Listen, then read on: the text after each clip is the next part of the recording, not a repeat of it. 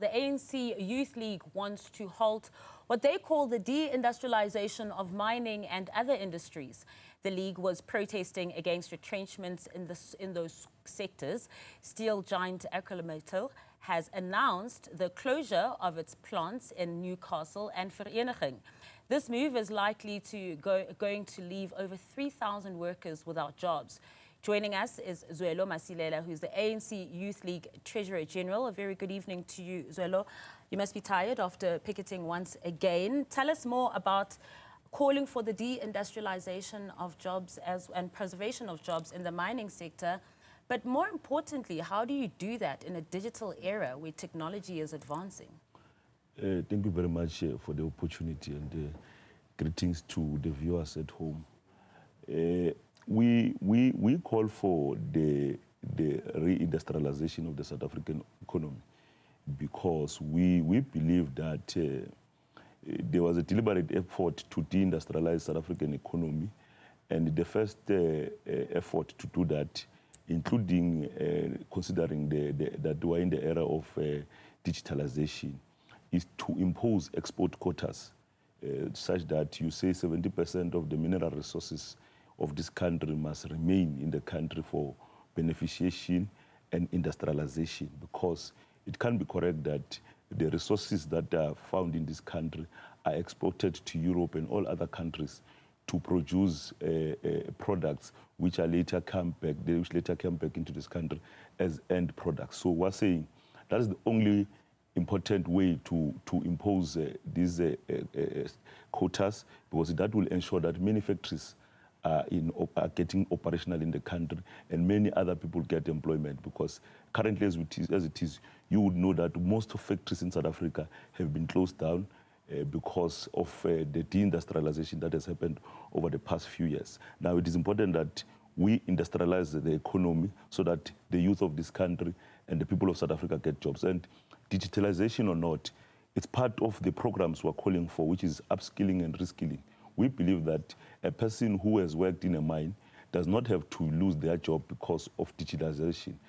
Mining companies and everybody else have a responsibility to reskill and upskill workers. Just like any employment, even here at your employment, you get trained every now and then to upskill yourself, because probably what you learned when you started the job is not the requirement some years later, because things are improving every day. So we're saying it's a responsibility of the employer, because there is some levies and monies that are put for training, and it's a responsibility of the employer to ensure that the workers are upskilled and trained properly to meet the digitalization standards and so forth, and avoid retrenchment. Okay, let's speak practically here.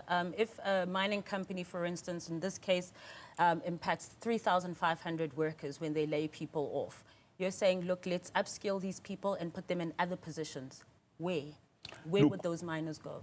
By the way, on that point, if these mining companies that are retrenching these people are already employing subcontractors and labor brokers, it's not true that there is a challenge of production which meets the demands, therefore losing profits and can't sustain running these companies.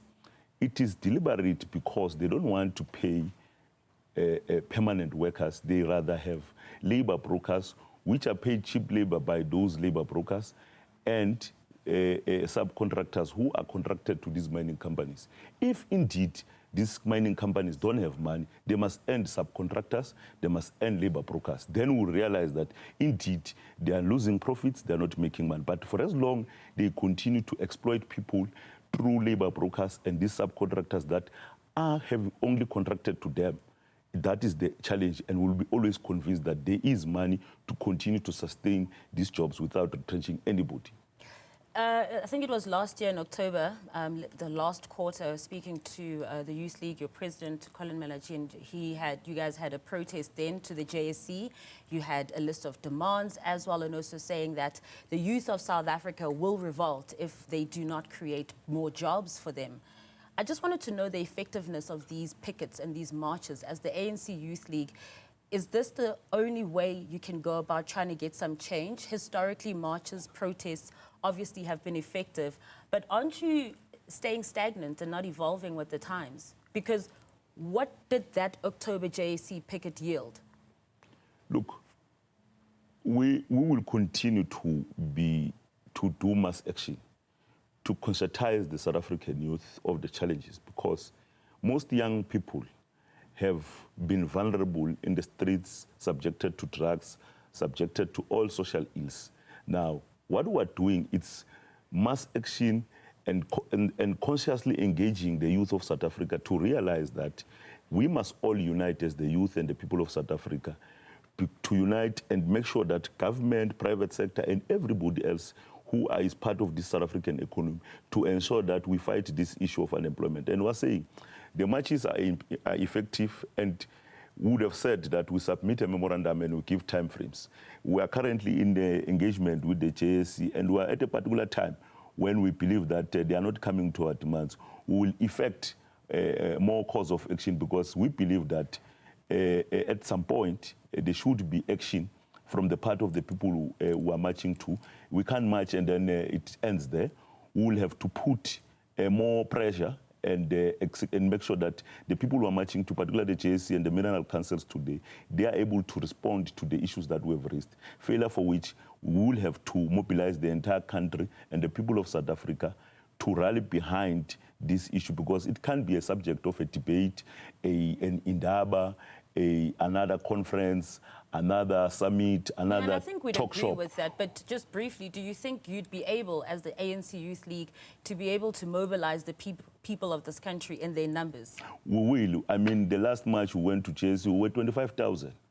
That was just us with our members. It was not society. Now, if we were to mobilize society, it could be hundreds and thousands of us.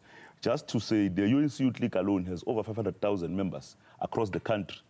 We can shut down South Africa if we want to, because we are getting impatient every day with the state of the economy, with the state of the youth in this country, because it is very, in fact, we have declared ourselves at the ANC Youth League that the state of unemployment and the conditions that are faced by young people should be conditioned like a national disaster, because it can't be normal and business as usual as things stand when young people are suffering every day. That is our stance, and we'll continue to say, if there's no action, decisive action from all the role players, be it government, be it private sector, and everybody, we will have to be left with no choice but allow the youth of South Africa to lead themselves to a destination, and the Youth League will be there at the forefront. Zwelo Masilela, thank you so much for joining us this evening and just sharing what went through today at that picket.